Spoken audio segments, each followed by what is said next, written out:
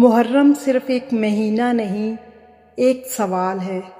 وہ سوال جو انسان کے دل سے پوچھا جاتا ہے کہ تمہاری سب سے بڑی پیاس کیا ہے؟ جسم کی پیاس پانی سے بجھ جاتی ہے، مگر روح کی پیاس صرف معرفت سے بجھتی ہے۔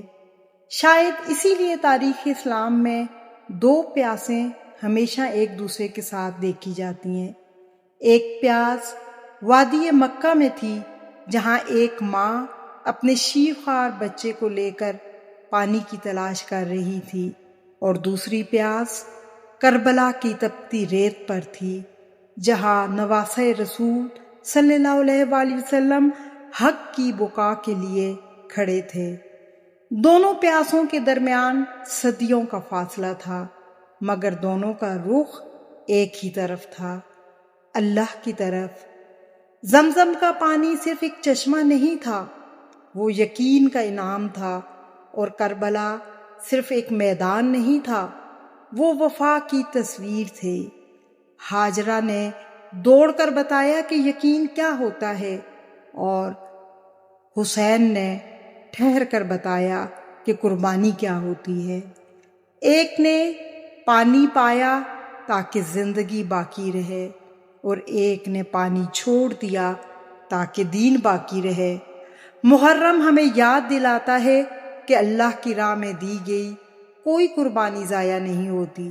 جو چیز انسان اللہ کے لیے چھوڑ دیتا ہے، اللہ اسے کسی اور صورت میں لوٹا دیتا ہے، کبھی زمزم بن کر، اور کبھی خیر کثیر بن کر، اور کبھی لوگوں کے دلوں میں ہمیشہ زندہ رہنے والی یاد بن کر۔ محرم کا اصل پیغام غم میں رک جانا نہیں، بلکہ حق کے ساتھ کھڑے ہو جانا ہے۔ یہ مہینہ ہمیں اپنے دل کا جائزہ لینے کی دعوت دیتا ہے۔ کیا ہماری محبتیں اللہ کے لیے ہیں؟ کیا ہماری نفرتیں اللہ کے لیے ہیں؟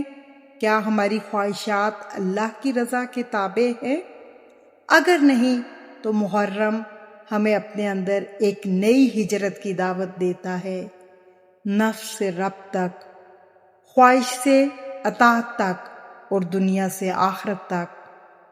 اس مہینے اپنے دل کو ذکر سے آباد کریں، زبان کو درود سے معطر کریں، اور روح کو اللہ اکبر کی صداؤں سے بیدار کریں، کیونکہ جو دل اللہ کی کبریائی سے بھر جاتا ہے، دنیا کی بڑی سے بڑی طاقت بھی اسے کسی اور کے سامنے جھکا نہیں سکتی۔